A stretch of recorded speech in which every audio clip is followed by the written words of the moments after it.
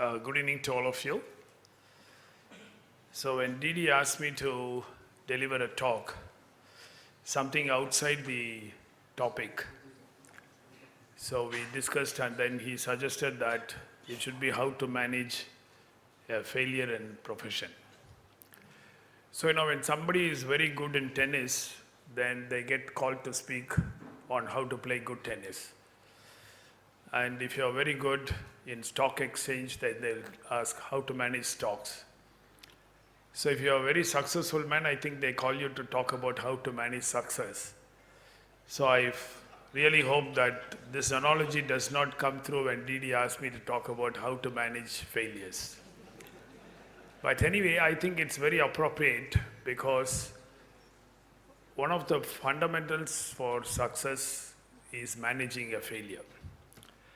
Before I start, this is disclosure because I can see very many eminent success people here. It is not for them, it's actually for the younger audience in the group. And it's not about managing a particular medical complication. It's not like how do you manage a non-union or an infection. And it is not about negligence or medical legal issues. It's about just how to manage a failed situation. Failure actually means different things for different people. For a person who is aiming to score 100 in mathematics, scoring 96 is sometimes a failure. And for a person who is always scoring 60, getting 70 is a huge roaring success. So it differs from difficult. So it is difficult to define, but everyone recognizes it when it happens. And unfortunately, everyone will have to face failures at some point or time. In fact, if you do enough, you will face failures. In fact, what is the most important thing for youngsters to understand is that successful people experience more failures than others because successful people do much more than others, and eventually you cannot beat statistics. You will have to meet failures. So youngsters should know that many notable success stories began in failure. It's only how you actually accommodate it, how you fight against this and come over it. Henry Ford, Thomas Edison, and Rowling for this Harry Potter book. I mean, it's all in the net, and you know how many failures they have before they went on to be success. I think if you have to give the gold medal for failure, you have to give it to Abraham Lincoln. There's nothing he didn't fail. In personal life, in public life, in politics, he failed so much. But ultimately, if you have to talk about grit and persistence and determination, you cannot talk about it without quoting Abraham Lincoln. And that's something that we all know that is good. But medical failures are actually different from what other people have. It's not like a financial failure or something. Because here, it's not just you are involved, but the patient, another patient is involved, and also the families are greatly affected. So whenever a medical failure happens, multiple level failures happen and many people are affected. So it's very important that you have to do your best to avoid a failure, because as you grow, how you avoid failures and how you overcome may be the limiting factor to growth. I have seen this in many, many successful stories. I mean, huge roaring success, some failures, and then they buckle down or succumb to it, or they lose control, and then they go down.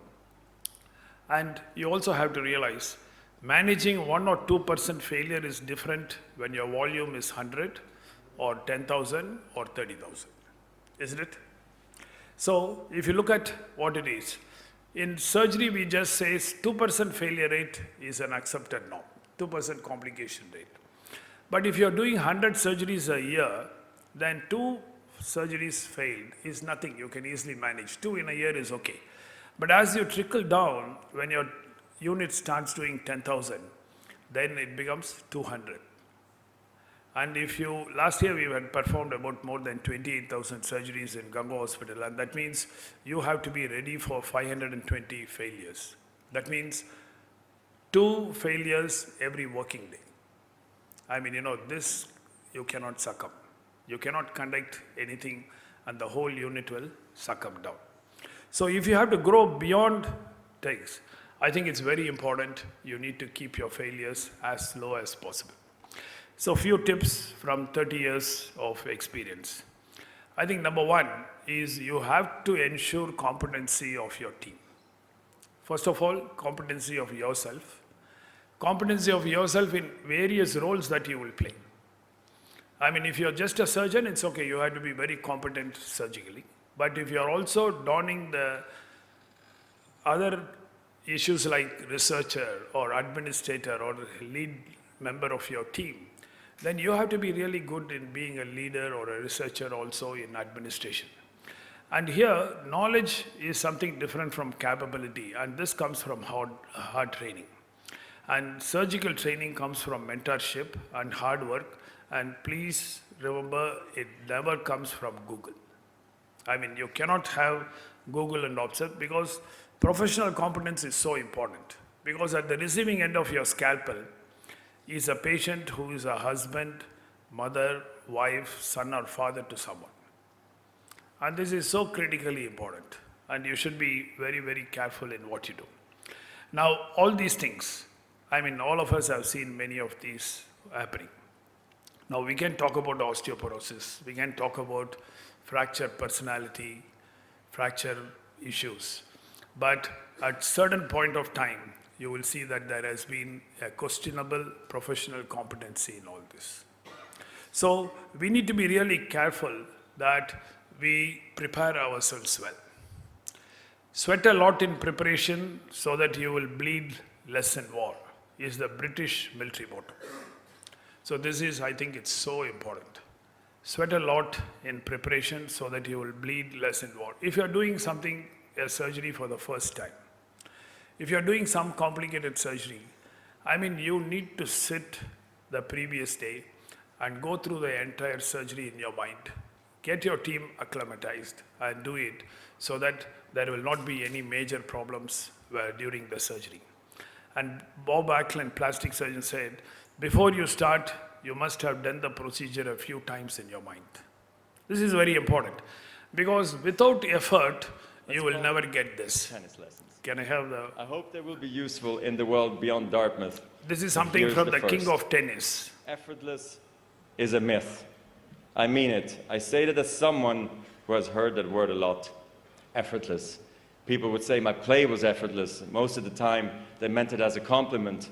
But it used to frustrate me when they would say he barely broke a sweat. I didn't get where I got on pure talent alone. I got there by trying to outwork my opponents. I believed in myself, but belief in yourself has to be earned. Yes, talent matters. I'm not going to stand here and tell you it doesn't. But talent has a broad definition. Most of the time, it's not about having a gift. It's about having grit. I think the last sentence is so important. It's not about talent.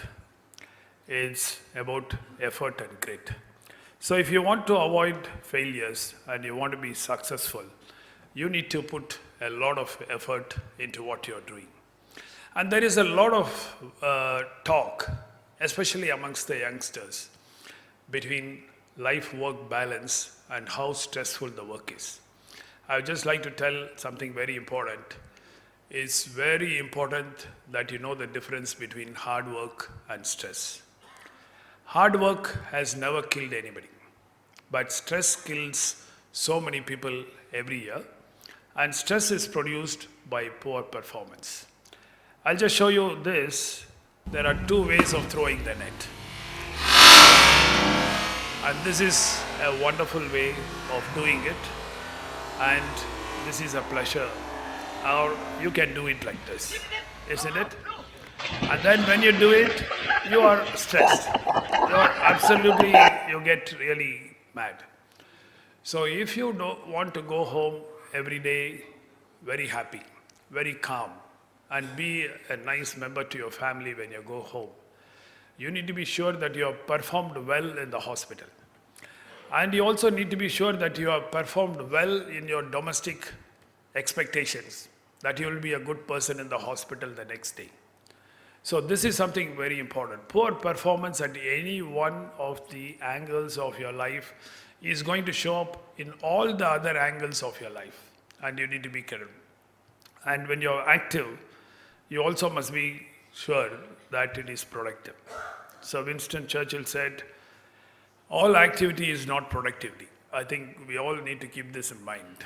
He said, my dog Rufus has no time to sit, but I cannot say that his achievements are big at the end of the day.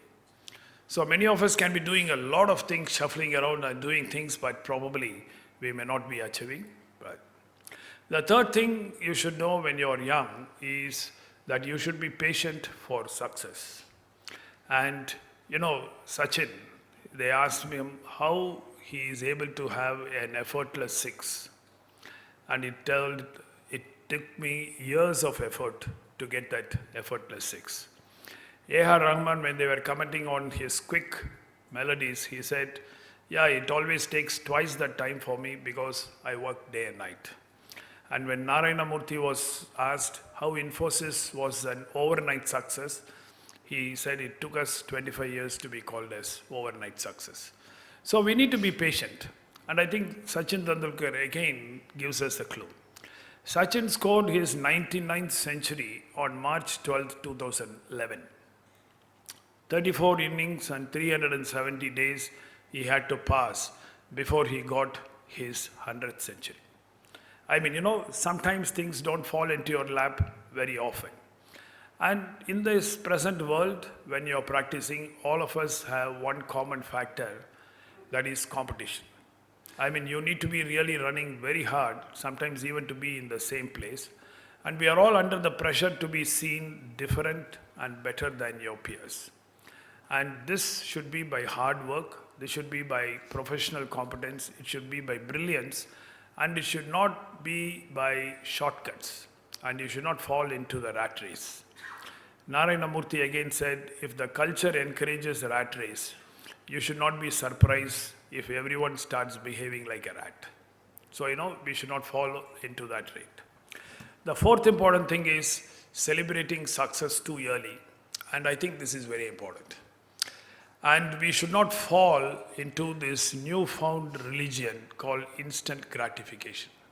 And this is something that's come out of Facebook, WhatsApp, Instagram. So you do a small olecranon surgery today, and suddenly they put it in the Instagram. I did a olecranon surgery today, and there is 240 likes within 5 minutes. And he is not concentrating on the next surgery, but he's only looking at how many likes has come, how many people have seen, how many people have not seen. And this desire and need for instant gratification can actually waylay you of big things. And if your aim is to conquer the summit, your big celebration must be only when you have reached the summit. I mean, you cannot have a dinner party here, or you cannot have a party at every part of it and have a big celebration. And you can be very sure that you are never going to reach over there. If your aim is to be Simon Lambert, then you should celebrate only when you have become Simon Lambert, isn't it? I mean, you should not be celebrating every time, everywhere possible. I would actually say and quote here the story of Watson and Crick, the two people who got Nobel Prize for decoding the DNA. Now, after a few years, Watson was asked, how come that he has not produced huge number of people? And he actually said, before my Nobel Prize, I was not famous. There was nothing for me to celebrate. And celebrity actually is a big thing. It distracts you. There are so many lectures to give, so many places to go, there are so many dinners to attend, and that's a powerful distraction from your work. So you have to be really careful that you're highly focused on what you're doing. Another cause of failure is distractions from profession, and don't lose your focus. When we were residents, I think there was very little to be distracted. I mean, there was more emphasis on being focused, and there were not also so many opportunities to be distracted.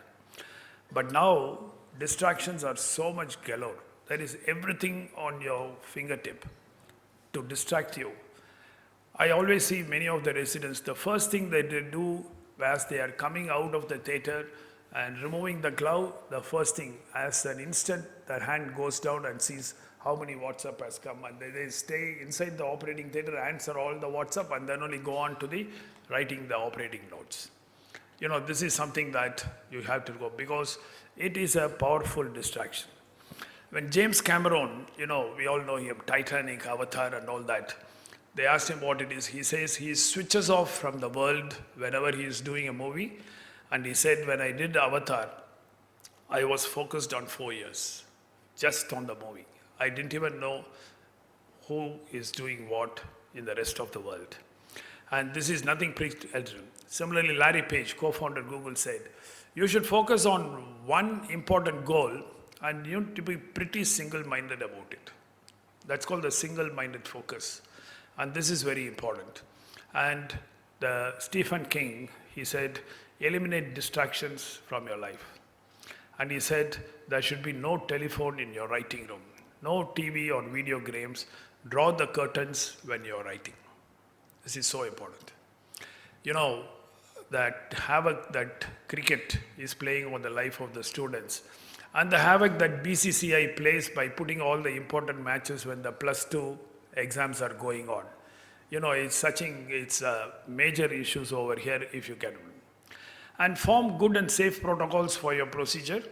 And if you have a procedure that is doing well in your hands and has been safe for your patients, think twice. Actually, I will say think many, many times before changing it to a more costly, more instrumented, more challenging, or an unproved procedure.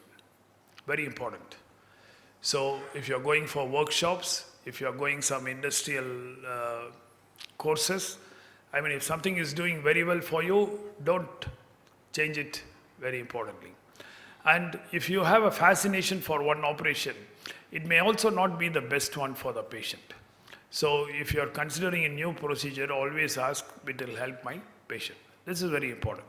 Because all of us tend to operate more than what is necessary. Unless you are very cool-headed, you are very positive in what you're going to do, there is a big tendency to over-operate when it is not necessary.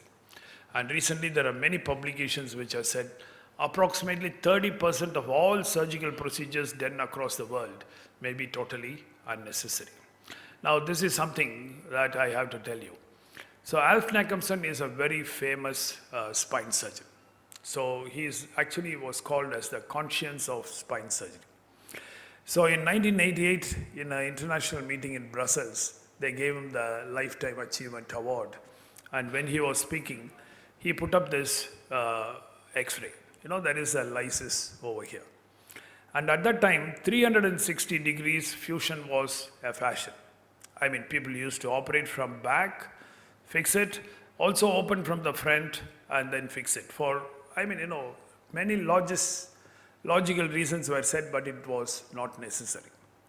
So Alf Nackhamson put it, and he said, this is a 42-year-old person, occasional back pain, this, that, small, this thing, and he asked, how many of you would operate on this patient?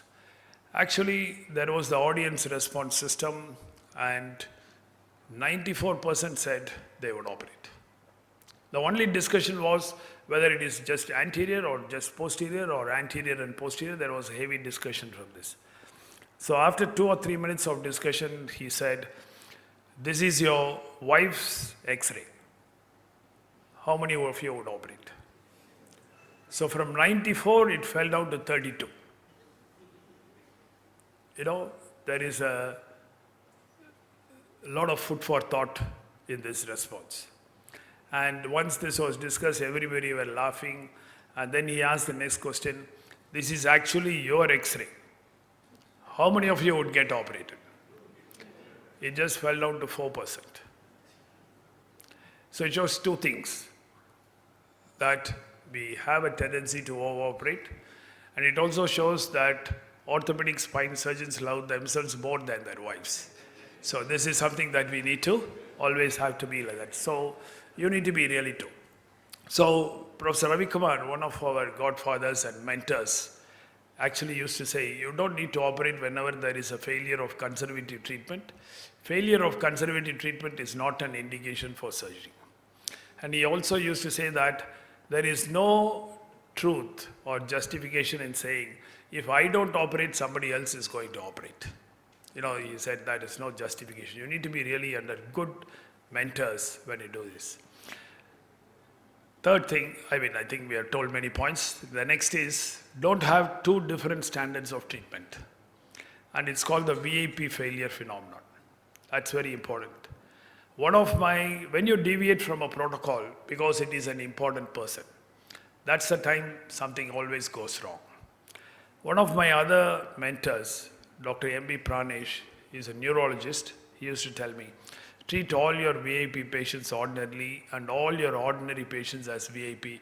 You will never have a dearth for patients. Lastly, complications escalate to disastrous failures with time. Don't sit and procrastinate over a problem. So an unavoidable failure is always more bearable than one that could have been avoided. So if you're going on rounds on Friday night or Saturday night, there is a suspicion of something wrong in the abdomen. And don't think, okay, if everything is okay, we'll get a scan on Monday morning. What happens to the Sunday in between? And that's the time when a big failure can happen. So if you think that a scan is required, the time to do it is then. So if you procrastinate on decisions and execution, then there is a big problem. And for all of these, you need to build a solid team. Avoid weak links in your chain because every single person in the team is important. So if you want to walk fast, walk alone. But if you want to walk long and far, if you want to achieve a lot of things over a long period of time, you need to have a very good team which will walk together. So these are all some of the things that comes to your mind. But still, as I told you in the first, failure will strike you from time to time. And again here, a few tips. I think the most important thing that when you have a big problem is not to personalize failure. This is very important. That the treatment was a failure does not mean that you as an individual is a failure. I think there is a huge difference in it.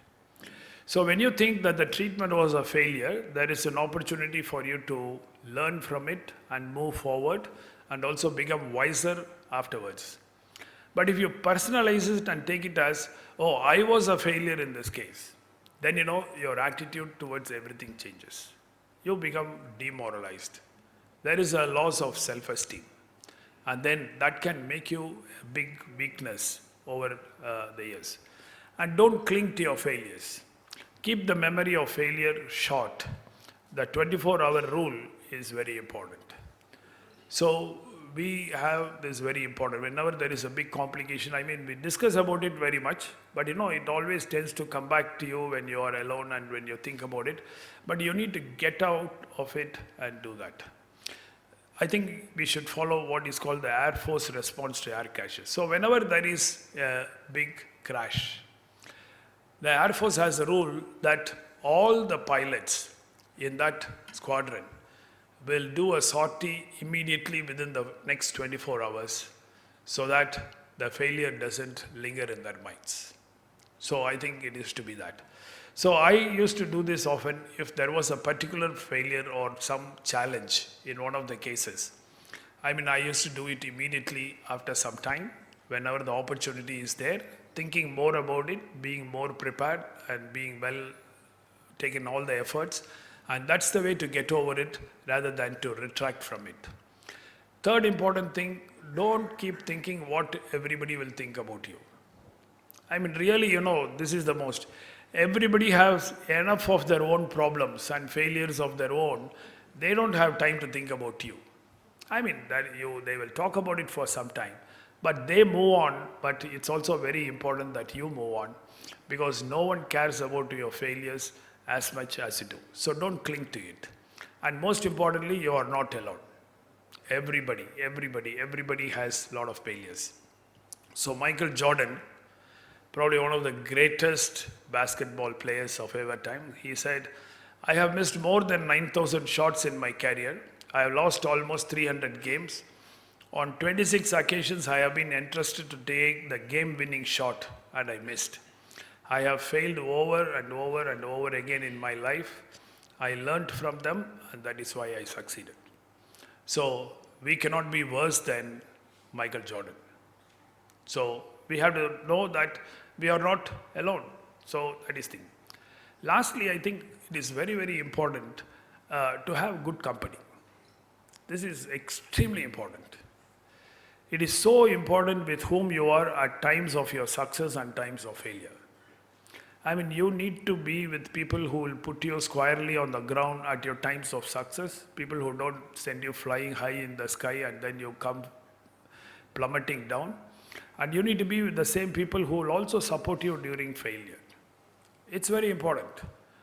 And if you don't have that company, you will find that you're going berserk when you have success, and then you really plummet down when you have failure. You need to be with very good company. Make sure that you do not forget your true friends and family in times of success. They are your lifeboat in times of trouble. So be careful about this. Now, this is the whole firm life. So you have the spirit, friends, family, and health. And work is a rubber. So all these are made up of glass. If you lose your friends, family, and health, I mean, they are glass balls which they are broken, they are broken. But work is like a rubber. If you drop the rubber ball, it will bounce back.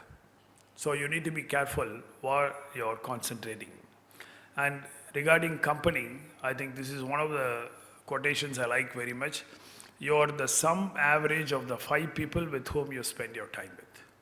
So make sure that 5 people are the persons who will be really supportive of you and who understand you, who really think of your well-being as their well-being, their pleasure, and be with them also. And convert your frustration and fear into positive action. Plan for a higher goal when you actually practice. So Usain Bolt, probably, I know, the greatest runner of all times, he was disqualified for a false start. And you know, when you're disqualified for a year, athletes' lifespan is very small and it is a big disaster. So when they interviewed him and in the mid-time they asked him, so what is your plan? When is your plan to win the next match? He said, now I have changed my focus. My focus is not in winning the next match. I am going to aim for the sky. So he said, I am going to aim for the sky. And from that time, you would see that every time before he started, he always used to go to the ground and then do this, show that he is aiming for the sky. And perhaps that was the reason that in 100 meters dash, it was always a photo finish. But it was just at this time that such a big lead was happened when he came back.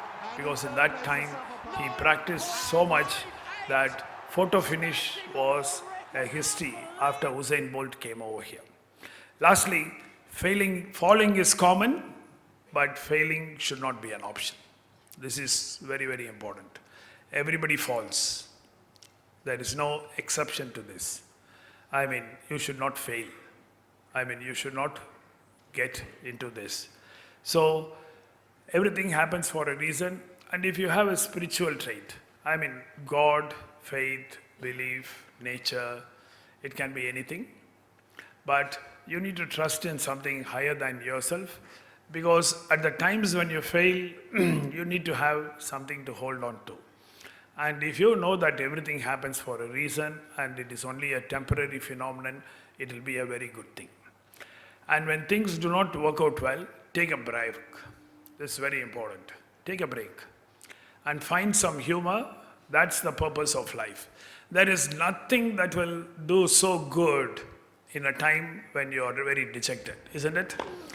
Again, let's go back to tennis. So this is Goran Ivasnik, and he was performing so poorly in tennis on that particular day, and it was getting 40 love. Every match was like that, and he was doing so badly. So you can see what happens. Oh, oh, I'm sorry.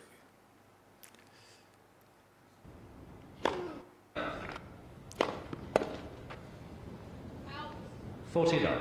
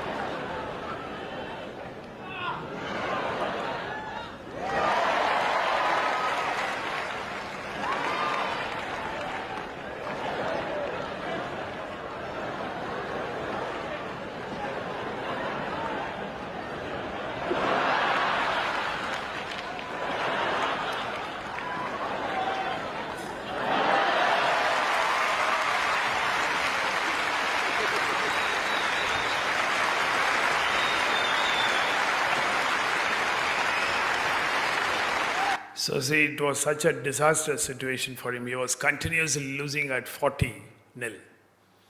And he just managed to say, and you know, the referee, his opponent, everybody took it in the humor, and the disastrous situation was made into a situation which will be quoted and repeated ever. So let me finish again with Federer. And this, I think, Here's the is third very one. important. Life is bigger than the court. A tennis court is a small space. Even when I was just starting out, I knew that tennis could show me the world, but tennis could never be the world. I can't wait to see what you all do next. Whatever game you choose, give it your best, go for your shots, play free, try everything, and most of all, be kind to one another, and have fun out there. Congratulations again, class of 2024. Yeah. So I think it's so important. Like, whatever you do, I mean, go for it with full spirit and have fun out of there and be kind to each other. I mean, if all of us are doing this Here's the third with each one. other, then, you know, our life is going to be really good. So we all have read in the WhatsApp, we only live once, Snoopy, for which I think this answer is the most important thing. The Snoopy says wrong. We only die once, we live every day. So I think if we would all live every day happily and do this, then that will be the best thing to do. So thank you very much for the opportunity.